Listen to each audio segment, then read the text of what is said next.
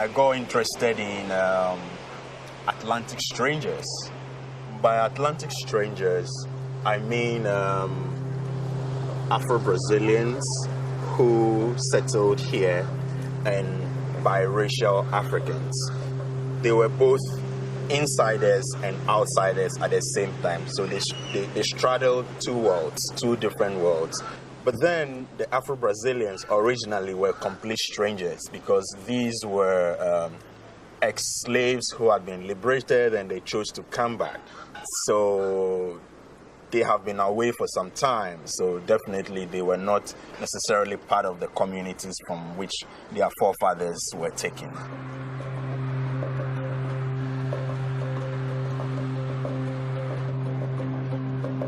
Você pode dizer o seguinte, que os retornados eram pessoas de grande coragem, de grande poder de iniciativa e de grandes qualidades pessoais. Porque você chegar ao Brasil aos 12 anos de idade, ser escravo durante 15 anos e resolver voltar para a África, onde você não tinha nem família, nem amigos, nada. Tinha apenas uma comunidade que você conhecia, de oitiva, conhecia de ouvir dizer que funcionava bem. Precisa muita determinação e muita capacidade de trabalho e de atuação. O que explica que tenho com tanta facilidade obtido um espaço desde o momento que começaram a chegar grandes números na África.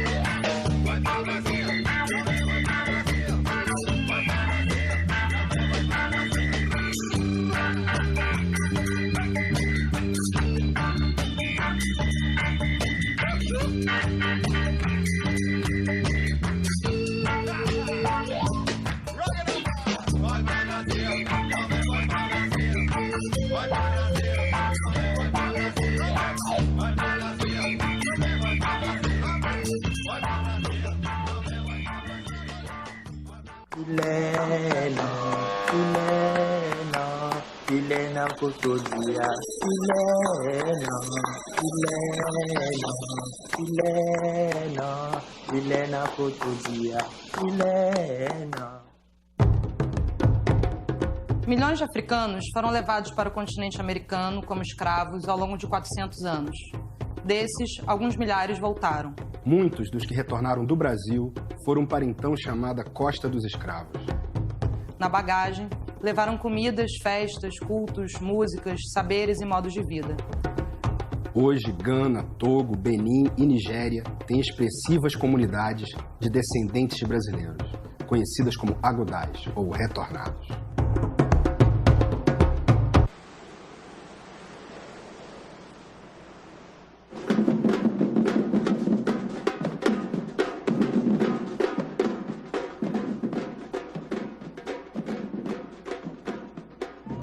Os homens negros, eles faziam questão de não estarem empregados de nenhum senhor. Eles faziam questão de serem autônomos. Pedreiros, carpinteiros, marceneiros eram profissões da época que davam dignidade. E eles fizeram isso muito bem. E fizeram disso também a sua autonomia econômica. Eles não ficavam à parte. Eles se tornavam sócios, faziam as suas contribuições mensais e passavam também a ajudar, além de comprar outras cartas de alforrias, a ajudar os homens a terem uma profissão.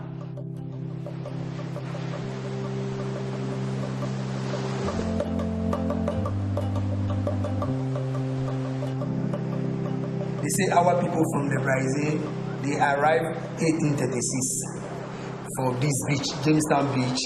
And then the fishermen take them to the king. And then our king gives them portion. The Ghana king gives them portion. Utublu Manche. She gives this area to them. There are 7 people.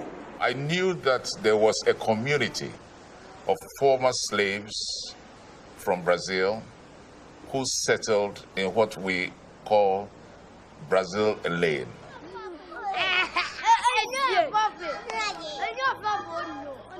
All what I know is the Tabon comes from Brazil and they settled down in Ghana by Captain Terry Nelson at Swalaba here, and they got to build a house. They started sewing as the tailor. That is the first. So this house, our house, is the first scissors house in Ghana. And they were called the Tabon people because they spoke Portuguese and they would say Tabon, and all people had was Tabon, and they got that name. O retorno para Angola é de um jeito, o retorno para o Benin, Nigéria, Togo é de outro, e o retorno de Tabon é de outro. Aliás, é um retorno de segunda mão. É um grupo de africanos libertos no Brasil que voltaram para a Nigéria. E na Nigéria, que a Nigéria é de expressão inglesa, eles ficaram sabendo que havia boas oportunidades de trabalho em Gana.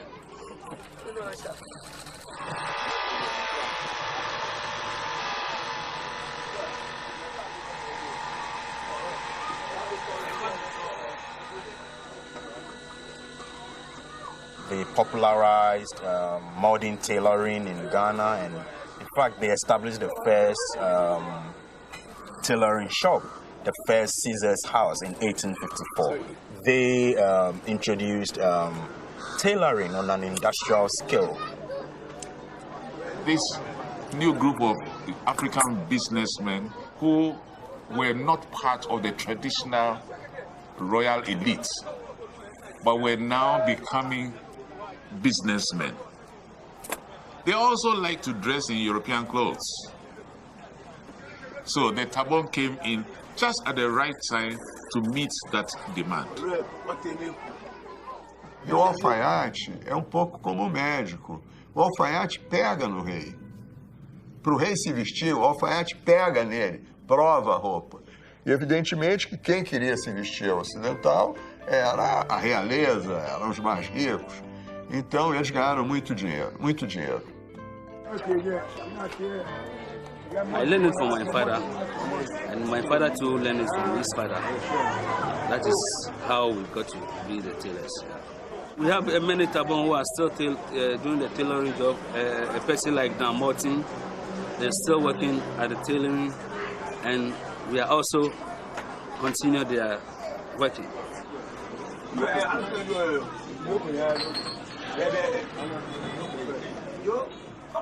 Many of these Afro-Brazilians who came were urban slaves, and many of these were stonemasons, bricklayers, carpenters, artificers, some were tailors. Esses que voltaram faziam parte das elites dos africanos no Brasil. Eram empreendedores de primeira grandeza, faziam tudo. Eram alfaiates, mestres de obra, construtores. Porque o branco aqui, o português, o senhor, não fazia nada, mandava fazer. E eles faziam, então ele sabia fazer. E nós tivemos os melhores carpinteiros, né? Homens que quando você olha os prédios, né, olha os móveis, você vê quanta coisa carpinteiros e marceneiros fizeram.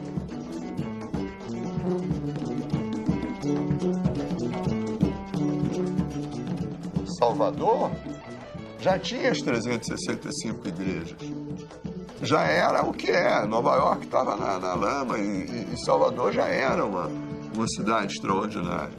Talvez fosse a cidade mais cosmopolita e importante das Américas, na saída do século XVIII para o XIX e no começo do século XIX.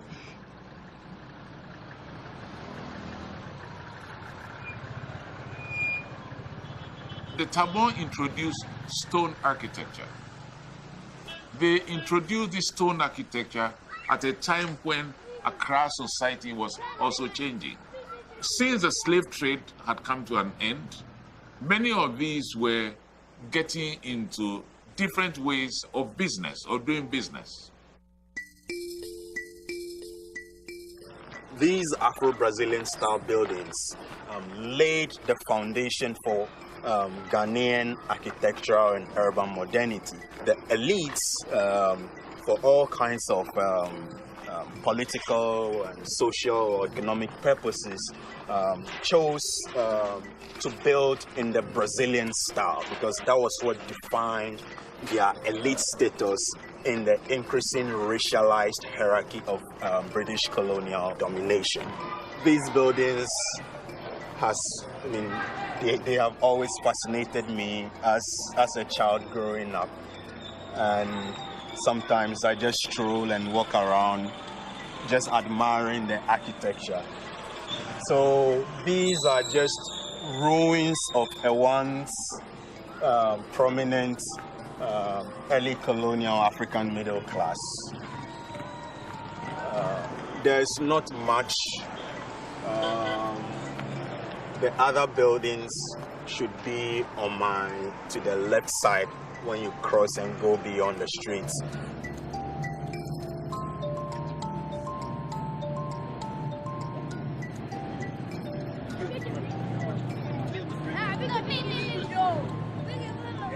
Brazil House was a site of the first stone construction in that whole area.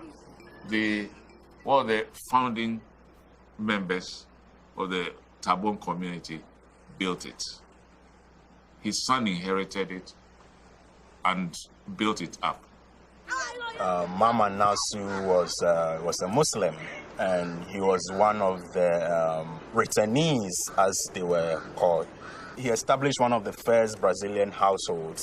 So when he died, one of his maternal grandsons demolished the original building that Mama Nasu had put up. So the building is not the original house that Mama Nasu built, but the entire enclave became known as the Brazil Lane because that was the first settlement of the Brazilians in Accra.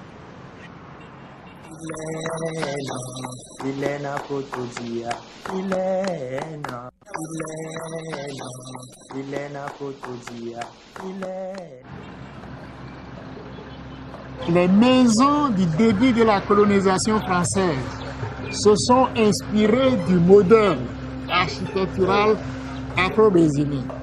Les menuisiers, les maçons, les architectes, les cuisiniers, même ceux qui fabriquaient les gâteaux là. Donc, les premières maisons, comme si vous étiez allé à l'école du patrimoine national, vous allez constater ça. C'est au début de l'administration coloniale. Mais c'est le style afro-brésilien avec les artisans et les architectes afro-brésiliens. Ce qui est là-bas en haut, là, non, c'est construit comme ça. Construit depuis quand? Les dorigos sont en bas. Là où il y a les bâches là. C'est là qu'il y a les dorigos. Non, ce qu'il y a ici, c'est que quand vous faites quelque chose qui est beau, les gens imitent.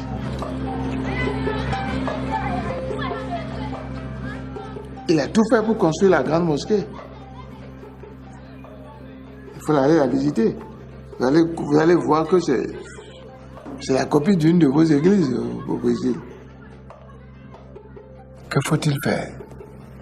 Ils ont appris déjà à être des manœuvres spécialisées.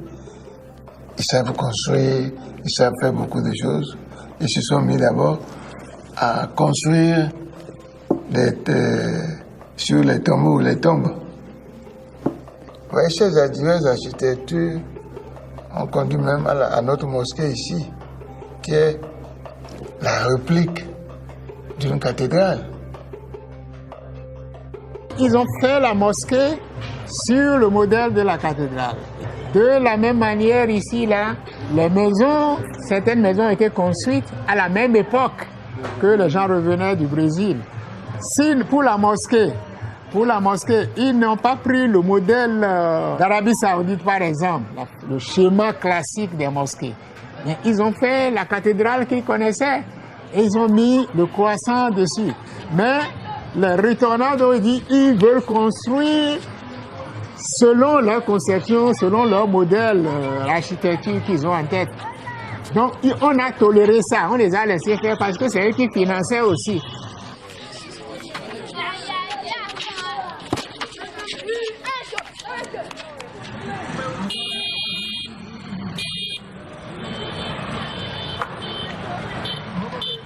Brazilian returnees contributed a lot to the progress of Lagos. They didn't find it difficult to find jobs. People were eager to employ them because they knew they would be honest, strong in their own discipline and good work. We had so many good artisans, bricklayers, builders, mechanics, all sorts of diversified trades like that.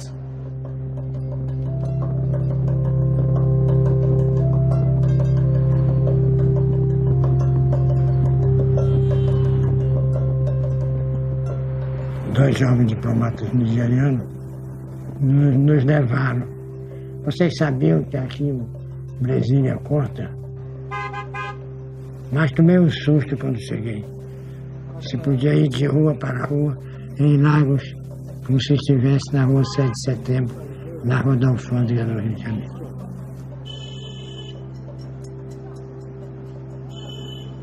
This is Tinubu Square, where the Brazilian quarter starts from. But the Brazilian returnees developed all this area. You can see the building. It's a Brazilian architecture. They came back to build it in 1925. All this place belongs to the Darocha family, Casa Branco. If you can see the house, it's a Brazilian architecture. You see it's written there, JFO Branco House. This one is still maintaining, but they are maintaining it. This one is going under repairs. Here, this is Bango shape. Bango shape towards Tinubu Square. Casa de Souza Marquis, Casa Munes, Casa Oliveira, Casa Martin, Casa Cardozo, Casa Borges, Casa Pedra. All these are Brazilian quarters.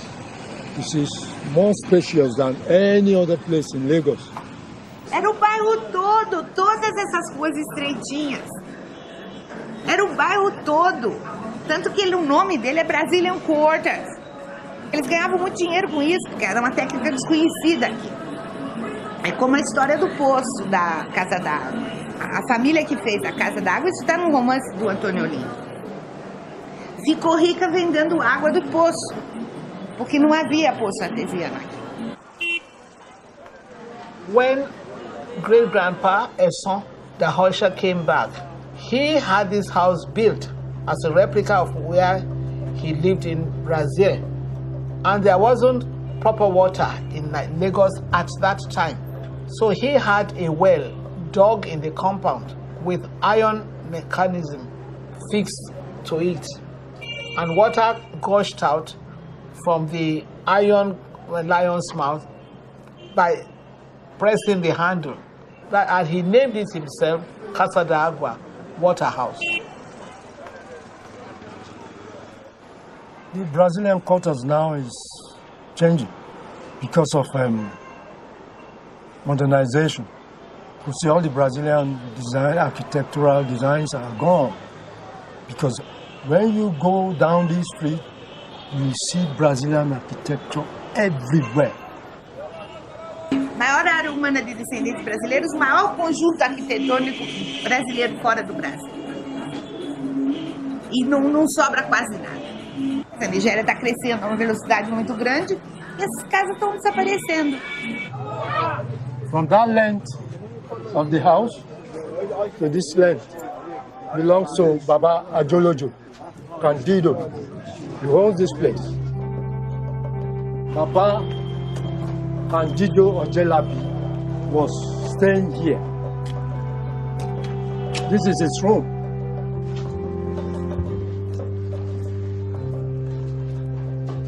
You see the blocks and the bricks of the house. This is to show you that these are really Brazilian designed house because he brought all the design all the way from Brazil. This wall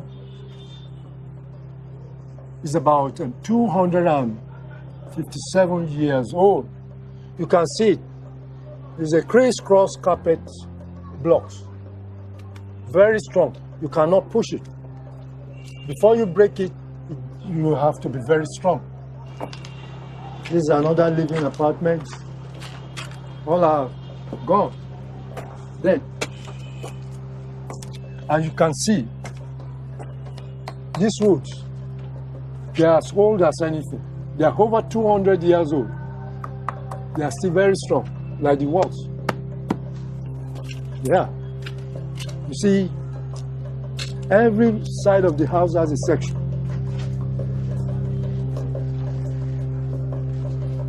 When this house was still intact, standing, it was beautiful.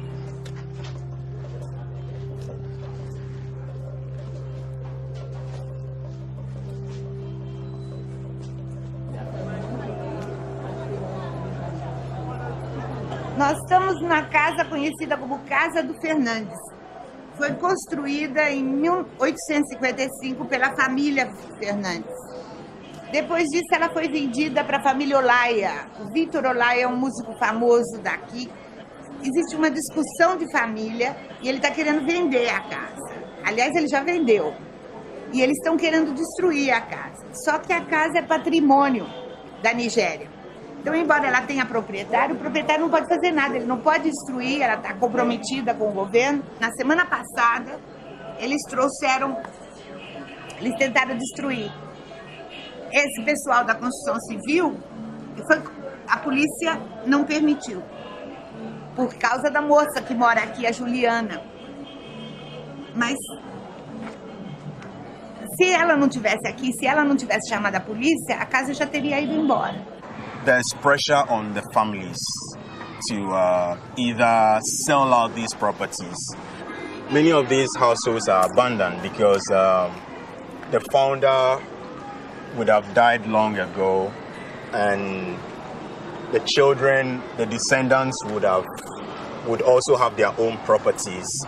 But sadly enough, many of these buildings are disappearing because they are either sold or leased. And when this happens, sometimes the buildings are completely changed. They are either demolished or they are renovated beyond recognition, and it tends to efface some of the original elements that we would recognize as being Afro-Brazilian. Brazil House is an example of what not to do when you're trying to rescue a heritage house. Somehow the idea was, let's take the original structure, rehabilitate areas like the cracked floors, like the broken windows. So they did plate glass windows, contemporary tiles on the floor. Everything that can be done wrong was done wrong. The only thing they got correct was the Brazilian colors, the green and yellow. Depois que ela foi renovada e se instalou um tipo de um pequeno museu com fotografias, com um pouco da história, a casa não recebeu apoio financeiro, porque não sendo um prédio brasileiro, você não podia aplicar recursos. E a casa foi se deteriorando. Quando eu cheguei aqui, eu encontrei essa casa bastante deteriorada. Nós ainda fizemos um projeto de pintar paredes com grafites, contando a história dos Tabon, mas afinal o proprietário da casa acabou pedindo recursos que iam muito além do valor possível, e então eu desisti. When you enter, if you see the walls and parts of the building, there was a collaborative project between Brazilian artists and Ghanaian artists, telling the Tabon story within these walls. It's also become the most famous backdrop in the whole of the country. But everybody's shooting music videos in Jamestown now because of the artwork. A informação que eu tenho é que mesmo que eu consiga do setor privado dinheiro para a restauração da casa, o Ministério das Relações Exteriores não pode se comprometer com a manutenção de um centro cultural aqui. A gente fica torcendo para que não destruam, mas eu não sei quanto tempo isso vai ficar, nem sei se a casa ficará em pé todo esse tempo.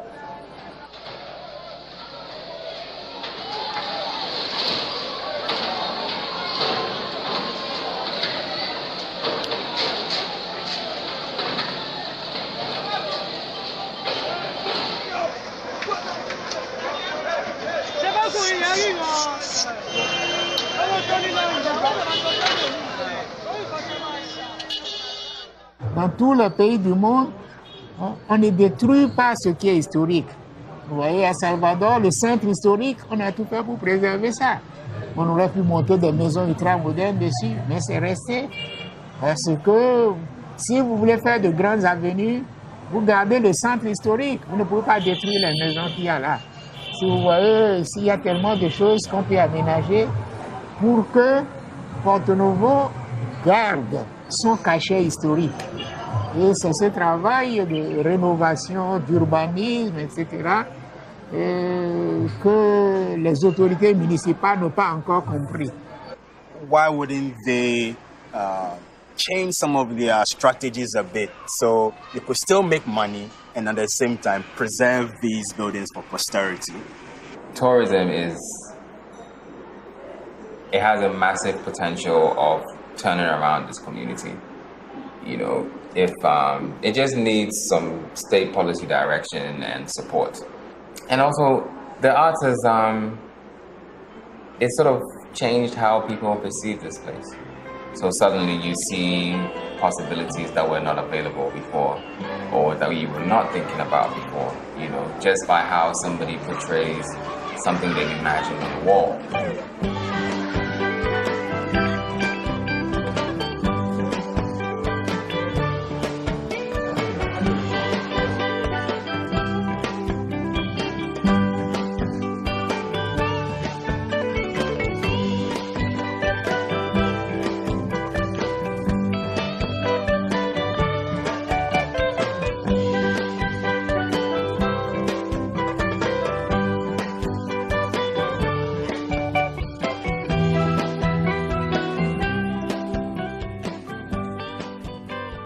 Esse filme de vocês talvez seja uma oportunidade para alertar as autoridades brasileiras que se a Nigéria não faz nada, talvez nós devêssemos fazer na medida que a nossa tradição é daqui.